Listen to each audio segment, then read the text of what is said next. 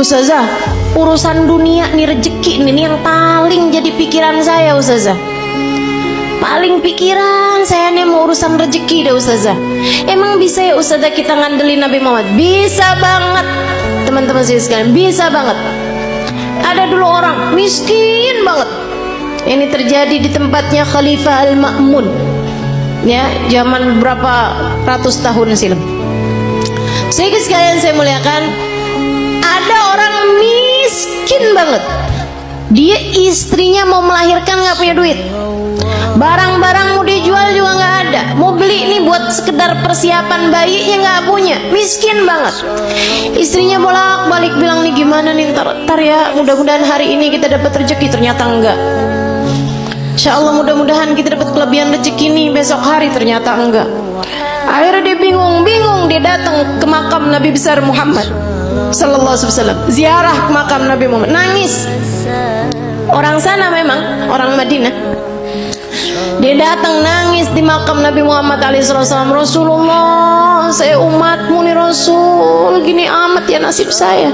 Istri saya mau melahirkan anak saya Rasulullah, dan istri saya umatmu, anak saya umatmu.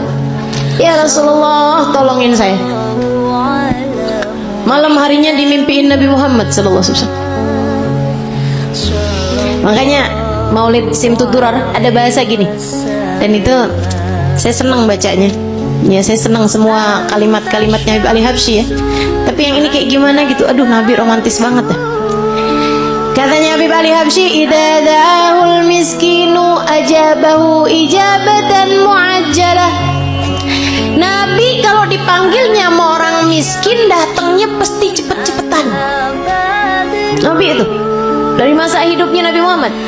Kalau ada orang kaya ngawinin, ya Nabi datang juga, tapi nggak selalu paling awal. Tapi kalau orang miskin ngawinin, Nabi datang duluan sebelum yang lain-lain. Enak banget ya. Sampai sekarang juga Nabi tuh kayak gitu. Jadi Bu, kalau kamu ngerasa ya ampun rezeki sulit banget di dunia, tenang. Nabi kalau dipanggil sama orang miskin datangnya cepat. Maka deketin Nabi Muhammad terus. Tuh kayak si laki-laki tadi itu yang istrinya mau melahirkan.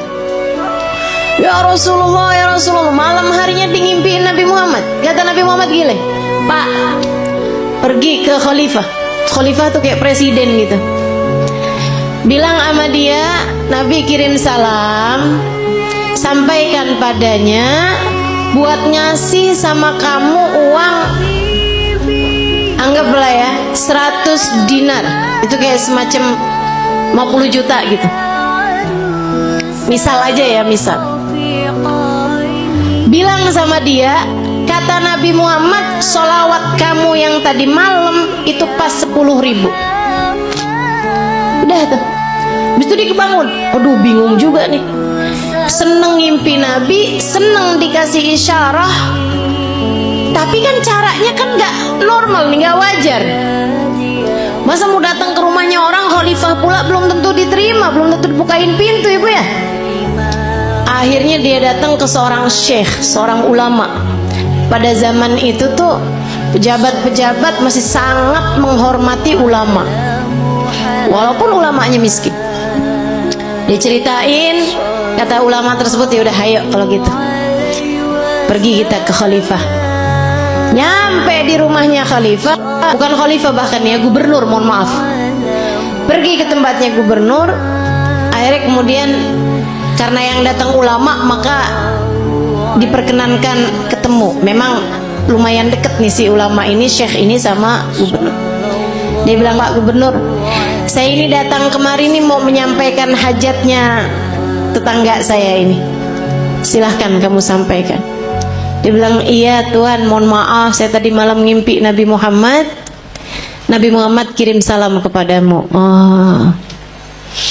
Nabi Muhammad bilang, Tuhan harap memberi kepada saya uang 100 dinar.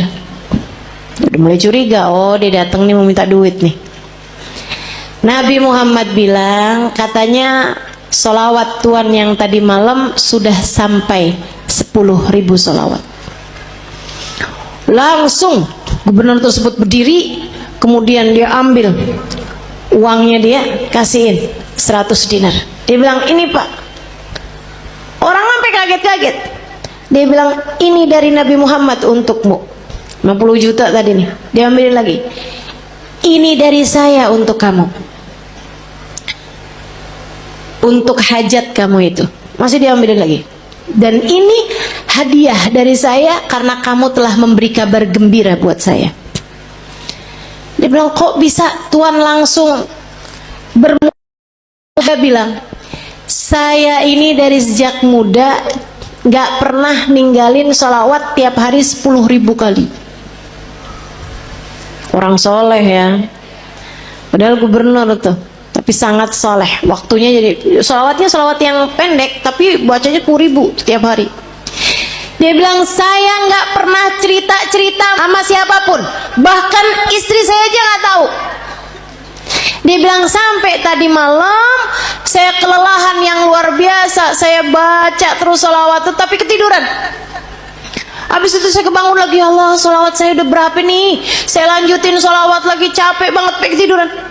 Saya baca lagi sholawat sampai ketiduran. Dia bilang, saya nggak tahu jumlah sholawat saya berapa, tapi saya doa aja, ya Rasulullah, kalau sholawat saya sampai 10.000, tolong kasih tahu saya, wahai Rasul. Dia bilang, hari ini kamu datang membawa kabar gembiranya dari Nabi Muhammad. Makasih banyak Pak. Masya Allah. Tubuh orang susah-susah datang ke Nabi Muhammad beres. Emang Nabi mah andalan, teman-teman saya sekalian. Orang bawa penyakit, kalau yang dideketin Nabi Muhammad beres semuanya, ibu-ibu saya sekalian, beres semuanya. Nabi itu udah dipanggil-panggil tuh cepet nyampe nya. Ibu sekalian saya muliakan, banyak cerita-cerita mengenai orang-orang yang sakit datang kepada Nabi Muhammad, sakit yang mustahil buat sembuh aja bisa sembuh. Udah banyak sekali. Makanya udah nggak usah susah. Yang penting dalam hidupmu itu jangan pernah tinggal Nabi Muhammad. Gimana caranya? 3 aja dah, gampang. Sholawatan yang banyak, yang taat sama Nabi Muhammad, gitu kan ya? Sholawatan yang banyak, yang taat sama jalan Islam, dan yang ketiga yang cinta sama Nabi Muhammad. Yang cinta